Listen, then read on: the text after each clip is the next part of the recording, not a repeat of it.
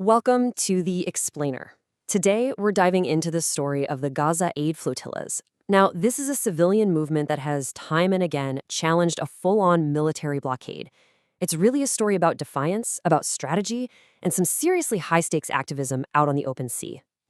So let's just jump right into the latest chapter of this story. We're talking about a fleet of 50 boats. And look, they weren't just carrying supplies. They were carrying a message, and they set sail with a very, very clear purpose. And who was on these boats? Well, you had 500 activists, and they came from literally all corners of the globe. So you can see right away, this was no small local effort. We're talking about a coordinated international mission. So their destination was Gaza. The mission on paper sounds pretty simple, right? But in reality, it was incredibly challenging. The goal was to sail straight through a naval blockade to deliver humanitarian aid.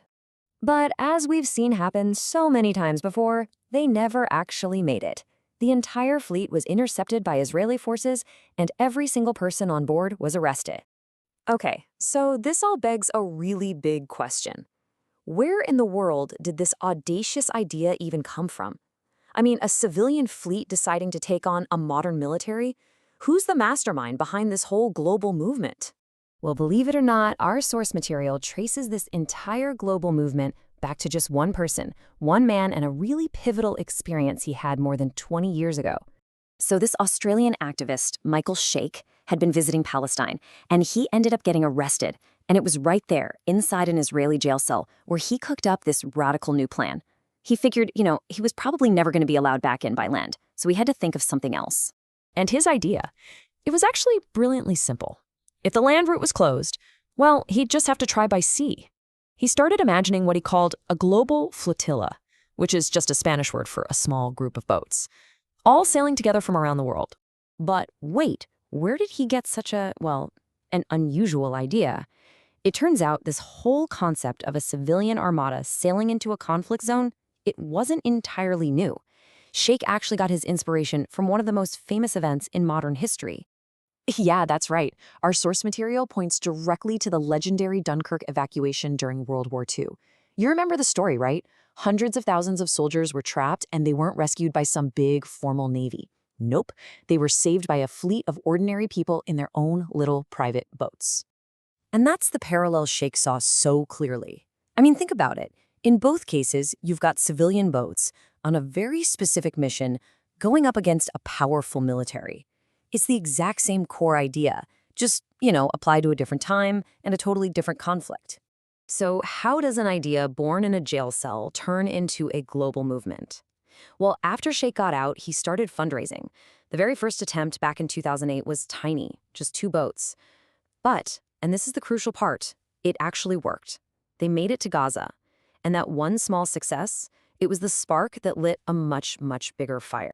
And by 2010, man, the whole idea had just exploded.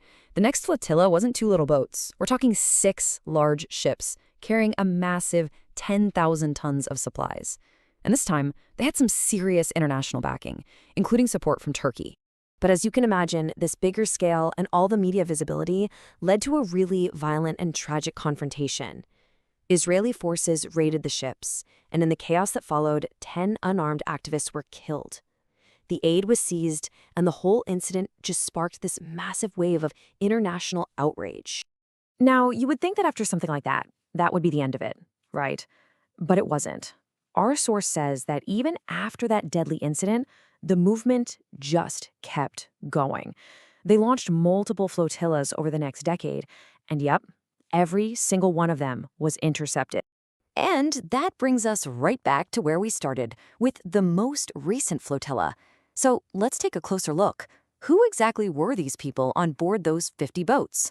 Okay, so here's one of the most surprising details from our source material, the actual demographic breakdown of the activists. This cause is often framed as a religious issue, but a huge majority of the people on board, we're talking 70%, were non-Muslims. And it was a truly diverse coalition, for sure. They had support from organizations in 50 different countries. I mean, you had high-profile people like Nelson Mandela's grandson on board. The source also makes a point to say that Jewish activists were part of the crew. And interestingly, it also notes the complete absence of participants from wealthy Gulf nations.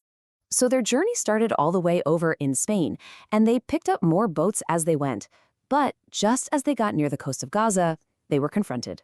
We're talking Israeli drones and military boats, which then boarded their ships and took complete control. And after being detained, all the participants were arrested.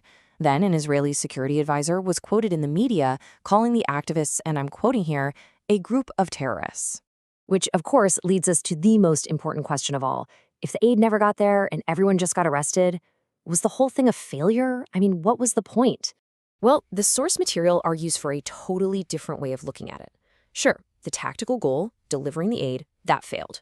But the strategic impact, for the organizers, that might have been a huge success. The news of the interception went viral almost instantly. It sparked global protests, and it forced the issue of the Gaza blockade right back into the international spotlight. And this is really the crucial point. For the people who organize these things, this was never the end game. In fact, the source says that planning for the next flotilla has already started. They see each one of these attempts as just another chapter in a much, much longer campaign. And that leaves us with one last, pretty provocative thought. The source suggests that this whole cycle, action, interception, media attention, it's actually building momentum. So the real question isn't if there will be another attempt, but whether the next one will be even bigger, maybe even the largest civilian flotilla in modern history.